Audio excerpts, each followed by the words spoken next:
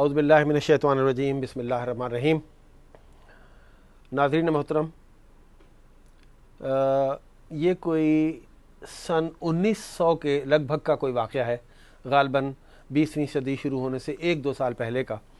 लाहौर में अंजुमन हिमायत इस्लाम का एक मुशायरा हो रहा था और उसमें एक नौजवान शायर जिसकी उम्र 77 से, और आप अंदाज़ा कर लें को 20-22-24 साल की उम्र होगी, उस शायर ने एक शेर पढ़ा और पूरा मजमा यूं उठ गया जैसे समुंदर में सुनामी आ जाए।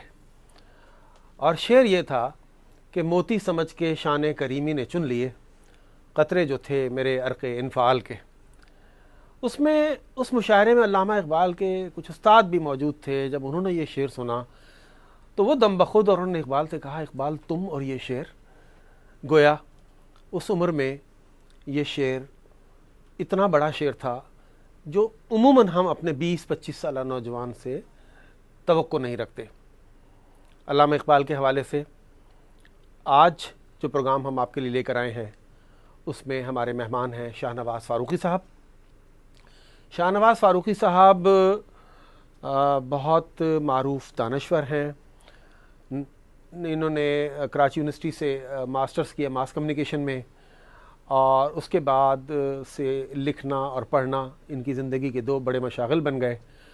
और हम बड़े फ़ख्र से कहते हैं, ये हमारे दोस्तों में भी अहबाब में भी शामिल हैं, कि इन्होंने कम वक्त में अपने बेहतरीन मुताले से और मुशाहिदे से और तज्ज़ियों से न सिर्फ़ ख़ुद बहुत फ़ैज़ हासिल किया बल्कि लोगों को फ़ैज़ बहुत पहुँचाया। अल्लामा इक़बाल पर इनके लेक्चर्स की एक सीरीज़ चलती रही जिसमें अहबाब हर इतवार को जमा होते और उनके प्रोग्राम सुना करते। इक़बाल पर इनका मुताला, इक़बाल पर इनकी नज़र बहुत गहरी है, और क्या अच्छी बात होगी कि हम अल्लामा इक़बाल का जो दिन मना रहे हैं, उनकी याद मना रहे हैं। तो उसी मुनासबत से आज कुछ बातें हम शाहनवाज़ फ़ारूक़ी साहब से करें। अस्सलाम वालेकुम शाहनवाज़ साहब। जनाब, हमारे लिए बड़ी एज़ाज़ की बात है आज आप हमारे स्टूडियोज़ में तशरीफ़ लाए।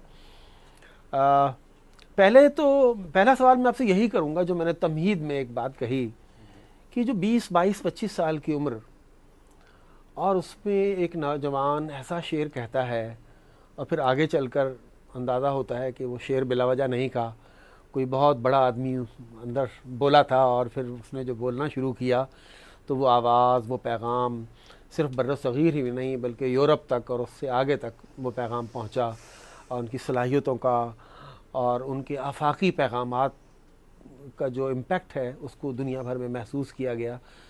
तो मुझे या हमारे नाज़रीन को ये बताएं कि वो कौन सी ऐसी चीज़ है, अब भी हम 20-25 साल के बहुत से नौजवान देखते हैं, वो स्पार्क हमें उनमें नज़र नहीं आता, और ये एक सदी का सफ़र हमने तय कर लिया। हमें ऐसे नौजवान ढूंढे नहीं मिलते कि जिनमें ऐसा स्पार्क हो, ऐसा पोटेंशियल हो कि छोटी उम्र में इतनी बड़ी बात कह दें। तो ये चीज़ें कहाँ से आती हैं? ये अपने मुशाहिदे मुताले का हासिल है या इसमें कुछ अल्लाह ताला का कुछ खुसूसी इनायत भी उनको होती है जो आम आदमी को नहीं होती? क्या कहेंगे आप? जी, बहुत शुक्रिया। इसके सलीम में 2 पहलू हैं जी। एक तो ज़ाहिर है कि यानी बिल्कुल तयशुदा बात है कि अल्लाह ताला की इनायत के बग़ैर, उसकी अता के बग़ैर, उसकी बख्शिश के बग़ैर तो ये चीज़ें मुमकिन होती ही नहीं हैं। हमारी पूरी जो तारीख़ है वो इस पर गवाह है, इस पर दाल है। ठीक है कि अल्लाह ताला की इनायत होती है और जिससे वो कोई काम लेना चाहता है उसको सलाहियत अता फरमा देता है। तो ये बात हमें 1 लाख दफ़ा 1 करोड़ दफ़ा दोहरानी चाहिए, और जब हम दोहरा चुके हैं तो फिर एक जुमला ये भी कह देना चाहिए कि अल्लाह ताला इंसान को जो चीज़ अता करता है वो उसकी आरज़ू के मुताबिक अता करता है। तो इंसान को बड़ा बनाने वाली 2 चीज़ें हैं, एक अल्लाह ताला की अता और उसकी बख्शिश, उसका करम, और दूसरी इंसान की आरज़ू। इंसान की आरज़ू है जो उसको बड़ा बनाती है। जिस इंसान की जैसी आरज़ू होती है इंसान उसी तरह बन जाता है। इक़बाल की आपने मिसाल दी और ज़ाहिर है कि बिल्कुल सही मिसाल दी कि इक़बाल जो हैं वो अपनी आरज़ू से बड़े बने। यानी इक़बाल का एक ज़माना वो है कि जिसको आप इंडियन नेशनलिज्म का ज़माना कहते हैं। बेशक। तो ज़ाहिर है कि वो एक छोटा कैनवस है, और ज़ाहिर है कि उसमें भी सारे जहां से अच्छा हिंदुस्तान हमारा, ये वही दौर है। उसमें रहते हुए भी इक़बाल एक बड़े आदमी थे, एक बड़ी शायरी थी, पैदा कर सकते थे वो, लेकिन उनका कैनवस जो है जब इससे ज़्यादा बड़ा हो गया तो ज़ाहिर है उस कैनवस के मुताबिक ही फिर उन्होंने वो चीज़ तख्लीक़ की जिसको आप इक़बाल की शायरी के उन्वान से जानते हैं। इसकी बहुत अच्छी दूसरी मिसाल अगर आप समझना चाहें तो सैयद अबुल आला मौदूदी रहमतुल्लाह अलैह। अच्छा। यानी बड़े आदमी की हम बात करें ना कि बड़ा आदमी कैसे बनता है, तो आपको याद होगा वो ज़माना कि जब मौलाना की उम्र जो थी वो 23-24 साल थी और मौलाना दिल्ली की जामा मस्जिद में खुतबा सुन रहे थे जुमे का, और जिसमें वो किताब का उन्होंने कसरत किया था, खतीब असर थे, वो कह रहे थे कि भाई क्या ज़माना आ गया है, मुसलमानों के तस्वुर जिहाद पर हर तरफ से हमले हो रहे हैं और मुसलमानों में कोई नहीं है जो उन हमलों का एक मुंज़बित और एक मंतकी जवाब दे, यानी उसकी कोई सतह हो। तो मौलाना ने कहा कि मेरे ध्यान में ख्याल आया कि ये जवाब देने वाला कोई और क्यों हो, मैं क्यों ना हूँ। तो मौलाना ने इस बात को पिक किया और उसकी बुनियाद पर उन्होंने वो किताब लिखी जिसको आप अल जिहाद फिल इस्लाम के नाम से जानते हैं, और जो आज भी यानी 60-70 साल के बाद भी जिहाद पर लिखी जाने वाली 2-3 अच्छी किताबों में से एक किताब है। बेशक। तो ये दो चीज़ें हैं, अल्लाह ताला की अता और इंसान की आरज़ू जो उसको बड़ा बनाती हैं। बेशक, मेरा ख्याल बहुत माकूल, बहुत अच्छा जवाब दिया शाहनवाज साहब। हम जब अल्लामा इकबाल की शायरी का मुताला करते हैं, देखते हैं, तो हमें मुख्तलिफ अदवार नज़र आते हैं। हमें बच्चों के भी, अल्लामा इकबाल ने बच्चों के लिए भी बहुत सारी नज़में कहीं, लेकिन वो एक उनका बहुत छोटा पोर्शन है और उनका गज़लिया दौर भी है, उन्होंने गज़लें भी कहीं। ज़रीफ़ाना शायरी भी हमें अल्लामा इकबाल की मिलती है, लेकिन वो भी बहुत कम है। लेकिन हम उनकी पूरी शायरी को, ज़ाहिर है हमारा मुताला फ़ारसी में कम है, जो उनकी शायरी का बड़ा हिस्सा है, लेकिन उर्दू में जितना भी हमने पढ़ा है, तो जो कोर मैसेज मेरी समझ में आता है उस पूरी शायरी का निकल कर आता है। मैं सिर्फ चाहूँगा आप इस पर बात कीजिएगा ज़्यादा कि वो कोर मैसेज क्या है। मैं ये समझ पाया हूँ कि हम चूँकि ग़ुलामी के अहद से गुज़र रहे थे और मुसलसल नाकामियों से बड़ी एक मायूसी सी हो गई थी मुसलमानों में, और हम अपने आप को एक नई बड़ी तहरीक के लिए ज़हनी तौर पर या जिस्मानी तौर पर तैयार नहीं कर पा रहे थे। तो मुझे ऐसा लगता है कि इकबाल ने ये जो मुतहर्रक होने का मैसेज दिया है और ख़ुद ही का जो फ़लसफ़ा हमें उनकी शायरी में नज़र आता है, तो लगता यही है कि उनके जहन में जो बात बहुत ज़्यादा कहीं मौजूद थी कि वो पूरी उम्मत को और ख़ुसूसन बर्र सग़ीर के मुसलमानों को ज़िंदा और बेदार करें। आप समझते हैं कि ये मेरी ऑब्जर्वेशन ठीक है या जुज़वी तौर पे ठीक है, या उनका कोर मैसेज कुछ और है? जी, जुज़वी तौर पर ठीक है आपकी बात। इकबाल के मैसेज के 3 डायमेंशन हैं। एक डायमेंशन तो वो है जिसकी आपने निशानदेही की, यानी खुदी।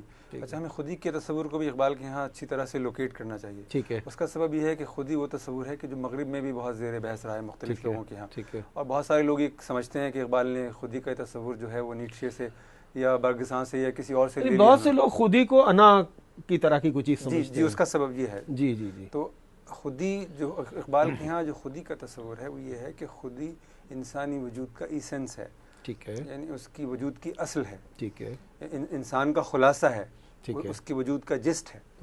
और इंसान जब तक अपनी वजूद की असल को ना पहचाने उस वक्त तक वो कुछ बन ही नहीं सकता। ठीक है। यानी इंसान का जो सारा सफ़र है बातनी, वो शुरू ही इस बात से होता है कि वो अपनी खुदी को पहचाने।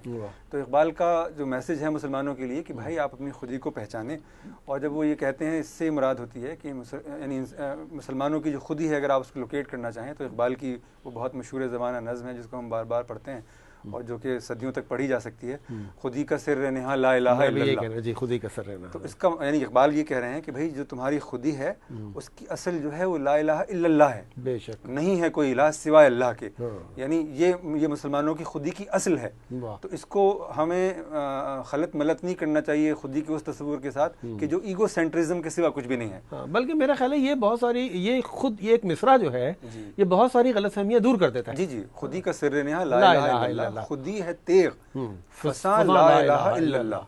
तो ये यानी पूरी जो नज़्म है ये बड़ी ज़बरदस्त नज़्म है और ये खुद ऐसी नज़्म है कि इस पर हम 1-2-3 कई प्रोग्राम कर सकते हैं इसकी तशरीह और उसकी ताबीर में। तो इकबाल की फ़िक्र का एक डायमेंशन खुदी है। ठीक है। लेकिन उसके 2 बहुत ही इंपॉर्टेंट डायमेंशन जो हैं वो ये हैं, वो एक है उनका तस्वुर इश्क। ठीक है। कि खुदी जो है उसकी जो नमूद है वो इश्क के बगैर मुमकिन नहीं है। ठीक है। यानी जब तक इंसान अपने आप को अपने यानी सेल्फ का वो हिस्सा कि जो उसकी सोशियोलॉजी से, उसकी इकोनॉमिक्स से, उसकी साइकोलॉजी से मुताल्लिक़ है, उसको अबेंडन ना कर दे और अपने आप को हकीकी मानों में खुदा के सामने सरेंडर ना कर दे, उस वक्त तक वो इश्क के जज्बे से सरशार नहीं हो सकता और उसके अंदर वो मोटिवेशनल फोर्स नहीं जनरेट हो सकती। जो अच्छा, यहाँ इश्क जो है वो महवियत है, इन्वॉल्वमेंट है। हमारी तहजीब में इश्क इंसानी वजूद की कुल्लियत का इस्तारा है। ओके। उसकी टोटलिटी को डिफाइन करने वाली रियलिटी है। ठीक है, सही है, ठीक है, और उसको माने देने वाली रियलिटी है। ठीक है, यानी ये मौलाना रूम के यहाँ भी इसका यही मफहूम है, इकबाल के यहाँ भी इसका यही मफहूम है। इकबाल का यानी इकबाल का के वो 4 मिसरे आपको याद होंगे कि जवानों को मेरी आहे सहर दे, फिर इन शाही बच्चों को बालों पर दे, खुदाया आरजू मेरी यही है, मेरा नूरे बसीरत आम कर दे। तो खुद ही इकबाल की जो ये शाहीन है, इनके जो 2 पर हैं, उसमें से एक पर इश्क है और दूसरा पर इकबाल की आरजू है। यानी इकबाल चाहते ये हैं कि इंसान अपनी खुदी को पहचाने और इश्क की कुव्वत से और आरजू की सलाहियत से अपना सफ़र हयात तय करे और अपने बातिनी और ज़ाहिरी सफ़र को मुकम्मल करे। ये इकबाल की फ़िक्र के 3 डायमेंशंस हैं जिनको नज़रअंदाज करके हम इकबाल की शायरी के बारे में और उनकी शख्सियत के बारे में कोई बुनियादी बात नहीं कर सकते। तो इकबाल ने जो है वो खुदी को बेदार किया मुसलमानों की, उनमें इश्क का जज्बा पैदा किया और उसका तरीक़ा भी बता दिया। आपको इकबाल का वो मशहूर ज़माना शेर याद ही होगा कि मोहम्मद से वफ़ा तूने तो हम तेरे हैं, ये जहाँ चीज़ है क्या लौह कलम तेरे हैं। यानी जो इश्क है वो जब तक रसूल अकरम सल्लल्लाहु अलैहि वसल्लम की मोहब्बत के सांचे में न ढला हुआ हो, उस वक्त तक वो खुदा की जनाब में काबिल कबूल नहीं है। तो ये इकबाल ने बताया है हमें। तो ये इसका एक डायमेंशन है। दूसरा ये कि तुम अपनी आरजू को बड़ा करो, मतलब ये जो तुम बहुत ही छोटी छोटी ख्वाहिशों में, छोटी छोटी चीज़ों के अंदर इन्वॉल्व हो गए हो, दुनिया की तुमने पाल ली हैं ख्वाहिशें, शोहरत की आरजू और पैसे की आरजू। ये इकबाल की शायरी में जगह जगह ज़ेर बहस आने वाले तस्वुरात है ना। बेशक। तो वो ये कहते हैं कि भाई ये जो छोटी चीज़ें हैं यही तुम्हें छोटा बना रही हैं। बेशक। तो तुम अपनी आरजू को बड़ा कर लो। तो तुम अगर इस पूरी इंसानियत के ज़मीर की आवाज़ बनकर खड़े हो जाओ तो ये तुम्हारे शान शान है, क्योंकि इस्लाम का जो पैगाम है वो तो पूरी इंसानियत के लिए है। उम्मत मुस्लिमा को एक उम्मत वसत के तौर पर खल्क़ किया गया और बाकी तमाम उम्मतों के लिए इसको गवाह बनाया गया। तो उम्मत मुस्लिमा का फरीज़ा ये है कि वो अपने इस मनसब को, अपने इस मकाम को पहचाने और अपनी आरजू को कायनात गिर बनाए। तो यहाँ से इकबाल वो कुव्वत जनरेट करते हैं कि जिसकी बुनियाद पर तमाम तारीख़ी तग़य्युरात मुसलमानों की तारीख़ में आपको रूनुमा होते हुए नजर आते हैं। यहाँ शाहनवाज साहब एक सवाल आपकी गुफ्तगू से मैं निकालता हूँ कि हम जब इकबाल को समझने की कोशिश करते हैं, पढ़ते हैं, सुनते हैं और उनकी शायरी में जो बहुत से ज़ाहिर और पोशीदा उसके जो पहलू हैं वो हमारे सामने आते हैं, तो मैं एक बात ये सोचता हूँ कि इसको कुछ पढ़े लिखे लोग, कुछ दानिश्वर, कुछ अहले ज़ुबान तो ठीक है पिक कर लेते हैं या समझ लेते हैं, लेकिन ये पैगाम आप समझते हैं कि अवामुन्नास तक पहुँचा, जो मेरे ख्याल में पहुँचना बहुत ज़रूरी था? नहीं पहुँचा, ये नहीं पहुँचा। मतलब तो ये एक अलमिया नहीं है? जी, ये अलमिया है, बहुत बड़ा अलमिया है। उसका सबब ये है कि इकबाल हमारे वो शायर हैं कि बज़ाहिर जिनका तज़किरा सबसे ज़्यादा है, यानी वो आपको अखबार में नज़र आते हैं, वो आपको रेडियो पर नज़र आते हैं, उनको टेलीविज़न पर गाया जा रहा है, कव्वाल तक भी उनको वो हमारे निसाब में शामिल हैं। लेकिन अगर आप रूह इकबाल की बात करें या इकबाल के मैसेज की बात करें तो वो कहीं पर भी मौजूद नज़र नहीं आता। और पाकिस्तान ने जो गोया 60 साल का सफ़र या 63 साल का सफ़र तय किया है, तो मतलब ये इकबाल की तरदीद के बराबर है। जो कुछ हुआ है पाकिस्तान के अंदर, ये इकबाल की तरदीद है, उसकी तकज़ीब है, बल्कि उसकी तौहीन है। यानी हमारे हुक्मरान तबके ने जो पाकिस्तान तख्लीक किया है, जो माहौल इस पाकिस्तान को फराहम किया है, वो इकबाल के मैसेज की तरदीद भी है, उसकी तकज़ीब भी है और उसकी तौहीन भी है। यानी इकबाल वो वाहिद आदमी है, पाकिस्तान इकबाल का ख्वाब है, इकबाल की तख्लीक है, और ख़ुद उस तख्लीक के अंदर सबसे ज़्यादा जो जुल्म हुआ है वो ख़ुद इकबाल और उनके पैगाम के साथ हुआ है। मतलब इकबाल की बहुत मानदान है, पाकिस्तान से बाहर इकबाल के नाम पर अकेडमीज़ और इदारे भी बनाए गए, इनके सरकारी तौर पर सालाना दिन भी मनाए जाते हैं, उनकी अपनी अहमियत है। लेकिन असल बात तो ये थी ना कि हम इकबाल के आइडियल्स को सोसाइटी के सामने रखते और अपनी सोसाइटी को उनकी बुनियाद पर मतलब तशकील देते अपनी सोसाइटी की। मतलब हमारा तालीमी निज़ाम उससे फैज़याब हो रहा होता, हमारा आर्ट उससे फैज़याब हो रहा होता, हमारी नौजवान नस्ल को उसकी बुनियाद पर तालीम और तरबियत फराहम की जा रही होती। तो ये इकबाल की फ़िक्र का और उनकी शख्सियत का तकाज़ा है और उनकी मोहब्बत का तकाज़ा है। लेकिन हम समझते हैं कि ज़िक्र इकबाल करके, और जिस तरह के बाद लोगों ने कहा कि उसके बाद जो करते हैं वो कव्वाल करते हैं, तो मतलब ये करके हम समझते हैं कि हमने इकबाल से जो ताल्लुक़ है हमारा, इकबाल से जो हमारी मोहब्बत है, हमने उसका हक़ अदा कर दिया। तो ये तो बिल्कुल एक सतही और सरसरी बात है, और जैसे कि मैंने आपसे अर्ज़ किया कि इकबाल की तरदीद तकज़ीब बल्कि तौहीन के बराबर है। नाज़रीन, यहाँ में लेते हैं एक छोटा सा ब्रेक और ब्रेक के बाद दोबारा मिलते हैं।